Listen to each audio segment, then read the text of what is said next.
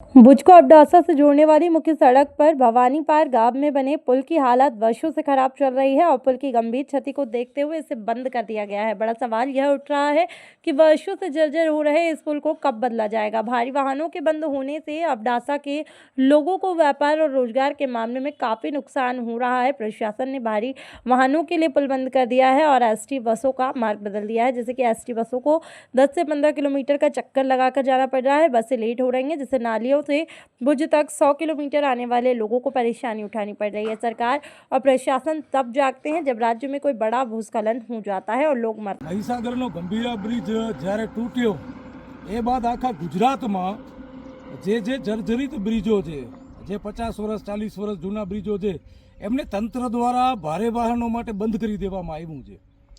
હવે 40 વર્ષ 50 વર્ષ જૂના જે બ્રિજો છે એવામાંથી એક કચ્છ અને કચ્છનું ખાસ મથક એટલે અબડાસાનું એક બ્રિજ છે, ભવાનીપર ગામ નજીક આવેલું। આ બ્રિજ છેલ્લા 50 વર્ષ ઉપર થઈ ગયું બન્યું છે।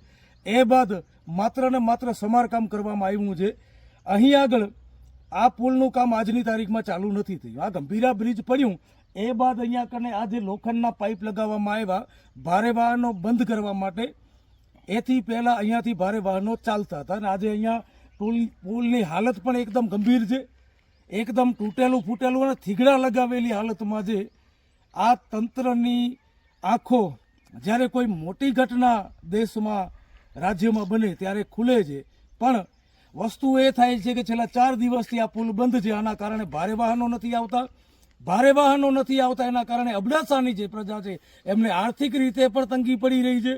સાથે સાથે બસો જે બસનો રૂટ જે 10 કિલોમીટર ફરીને અહીંયાથી નીકળે છે, અહીંયાથી એવા 10 થી 15 ગામડાઓ છે જ્યાં આગળ આ જનતાને આમ પ્રજાને ગામડાના લોકોને તકલીફ ભોગવવી પડે છે। આ બ્રિજની હાલત તમે જુઓ કેટલી ખરાબ છે। આજે તંત્ર જે કચ્છનું જે વહીવટી તંત્ર છે, જેમાં હું ભુજની વાત કરું તો ભુજમાં પણ એક હમીસર આગળ પુલિયો આવેલું છે, એ પુલિયો પણ છેલ્લા 3-4 વર્ષથી બંધ છે, ત્યાં કામ ચાલુ નથી થયું। આ તંત્રની ઘોર બેદરકારી કહેવાય, આ સરકારની બેદરકારી કહેવાય કે તમને નજરે પડે છે ત્યારે બંધ કરી દો છો। આજે વર્ષો જૂનો પુલ 5-6 વર્ષથી આ પુલિયો ભવાનીપર વાળો પુલિયો ખસ્તા હાલતમાં છે, બંધ કરવાની જગ્યાએ આ 4-5 વર્ષમાં કામ ચાલુ થઈ જવું જોઈએ અને નવું પુલિયો બની જવો જોઈએ, પણ આજની તારીખમાં બન્યું નથી। જ્યારે કંઈ હોનારત થાય એ પછી પુલિયો બંધ કરી દેવામાં આવે તો આનામાં તો પ્રજાને જ નુકસાની છે, આનામાં પ્રજા જ હેરાન થવાની છે।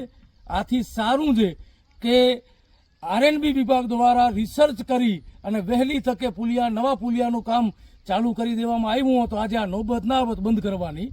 મારી એક તંત્રને વિનંતી છે કે તાત્કાલિક ધોરણે નવો પુલિયો બનાવવામાં આવે ને અબડાસાની આ ભુજથી અબડાસાને જોડતો એક મુખ્ય માર્ગ છે।